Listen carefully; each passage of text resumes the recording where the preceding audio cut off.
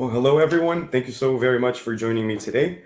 My name is Emilio Bobadilla, and I am originally from Florida, United States, and I'm currently based in São Paulo, Brazil, which is where I work for the British Council. Today, we're going to talk a little bit about who teaches the teachers, analyzing teacher educators' identities here in Brazil, which is where I'm based currently, and where I work for the British Council, specifically for the English and school education programs.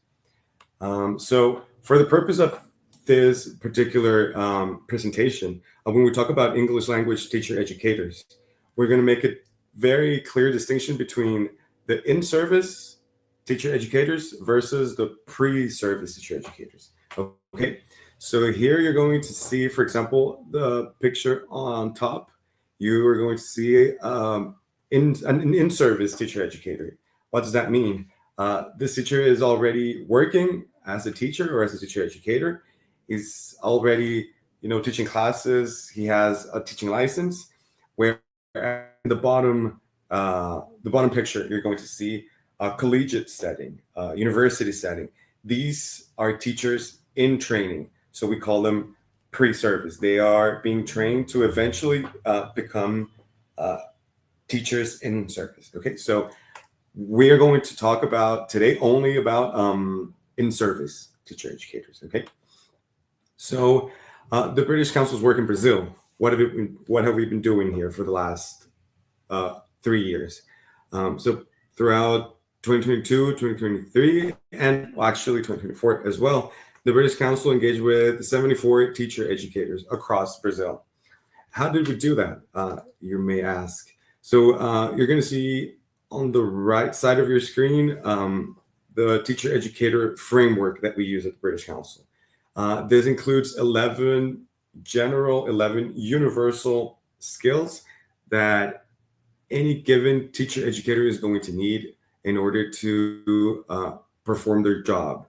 It doesn't matter if you're from the south of Brazil, it doesn't matter if you're from Ghana, from the United States, from the UK, Russia, China.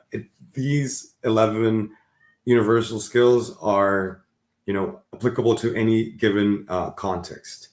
You're going to see, for example, that we applied this particular framework on the learning pathways for teacher educators. This consists of 2 courses that teacher educators would take. So the first one, we call it the LPACT, or the Learning Pathways into the Accredited Certificate in Teacher Education. And if you're familiar with the British Council's work, you will probably know that we love our acronyms. So we use them a lot. And after that first course, this is an introductory course. After that introductory course, most people, not all of them, will move on to the Assured Certificate in Teacher Education, or the ACT. This is already the accreditation for teacher education.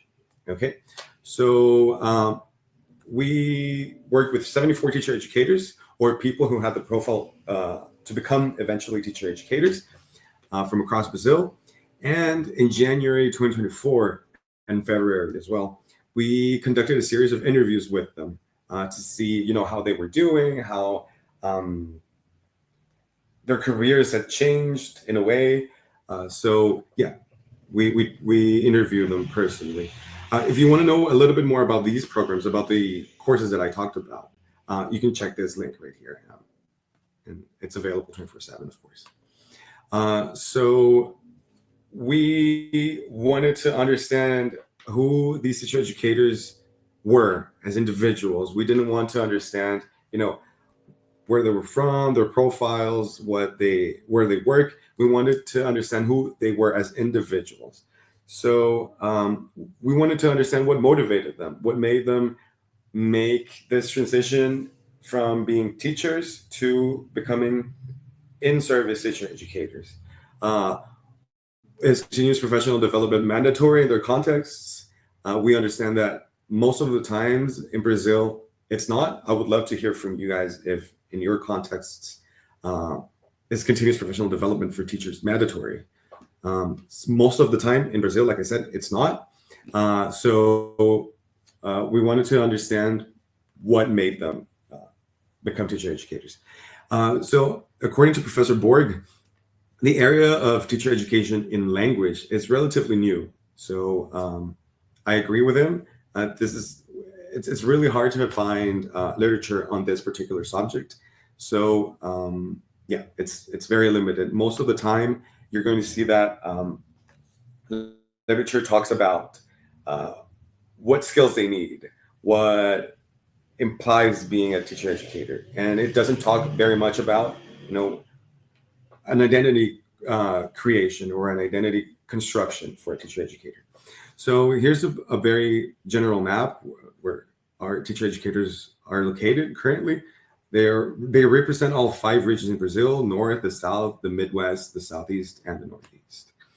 So we asked them, why have you become a teacher educator? We wanted to understand, what motivated them originally back then when they started taking art courses.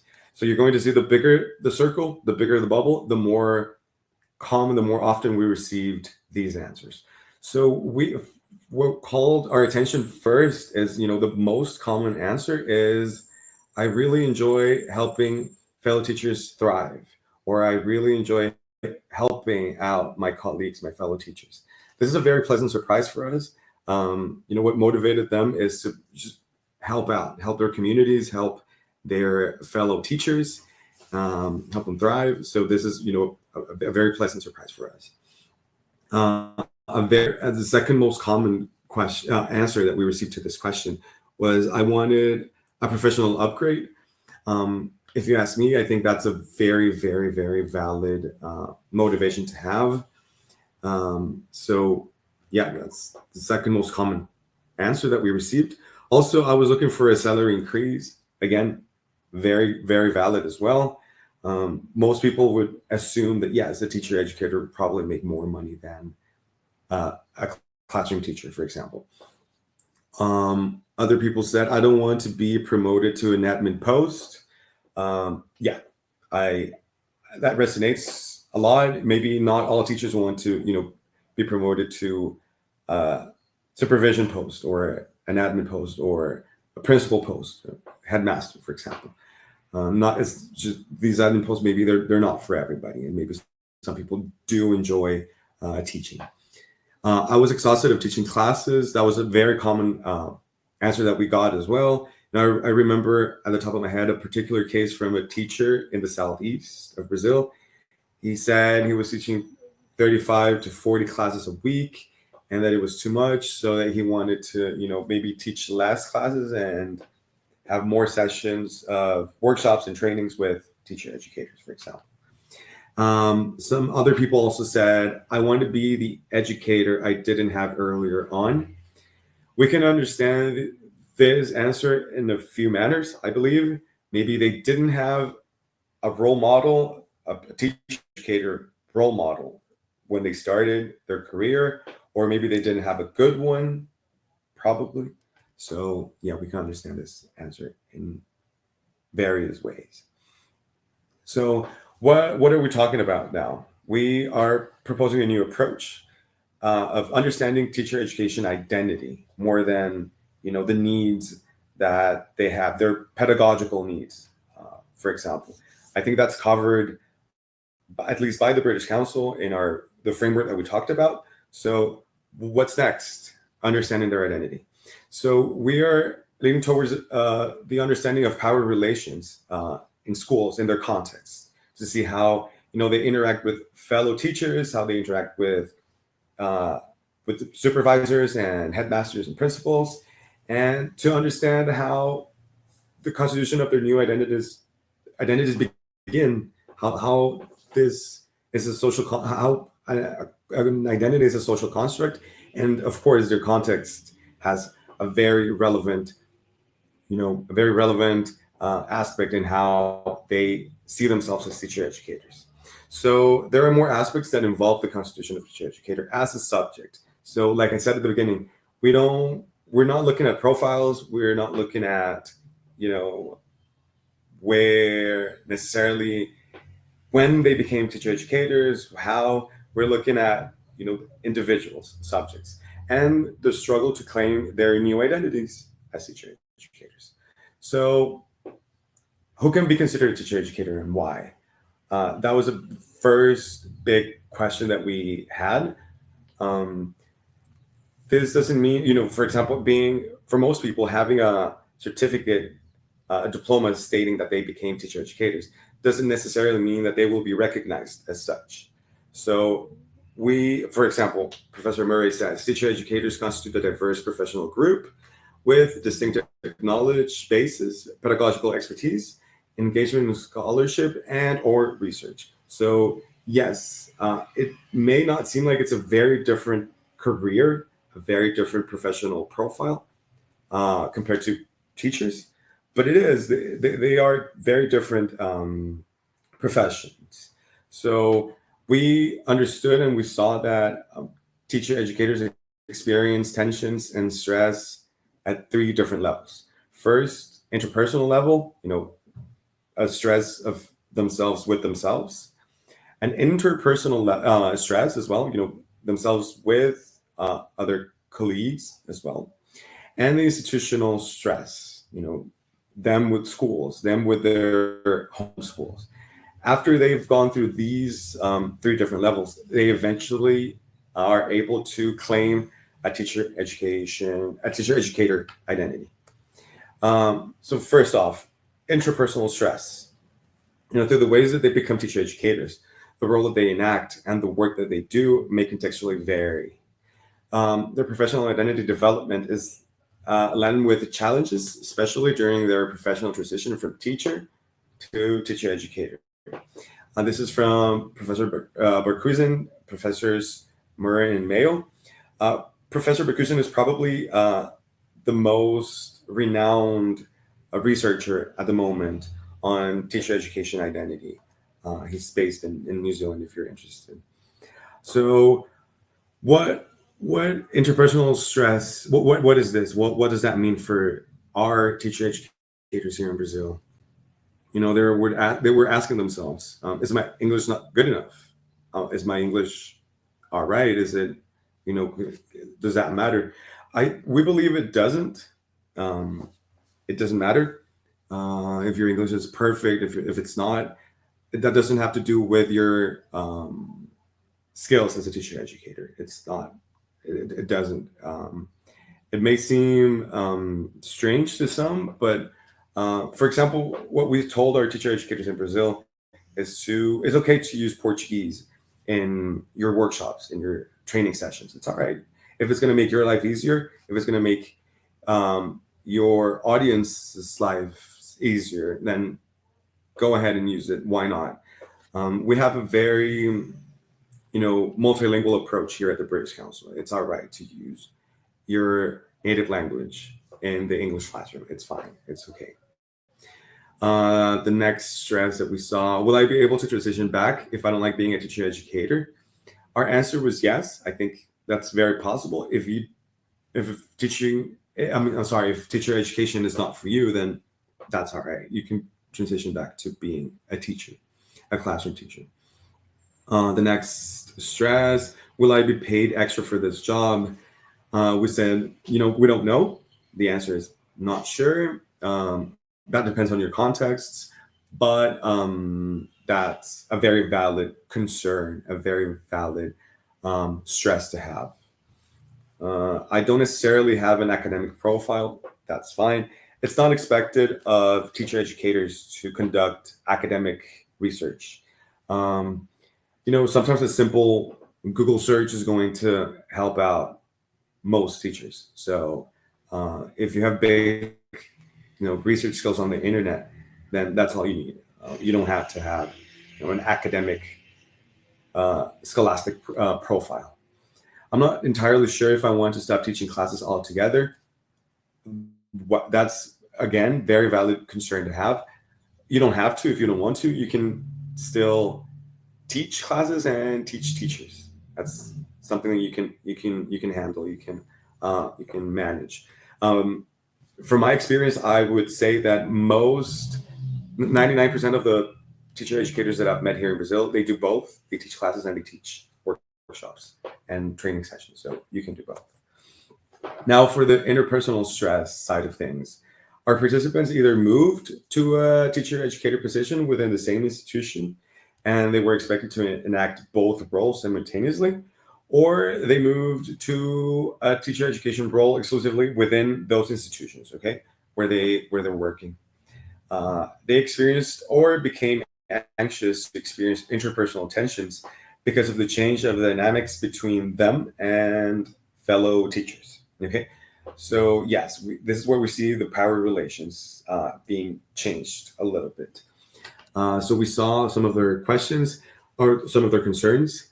Will my principal's expectations change of myself? That is, probably yes.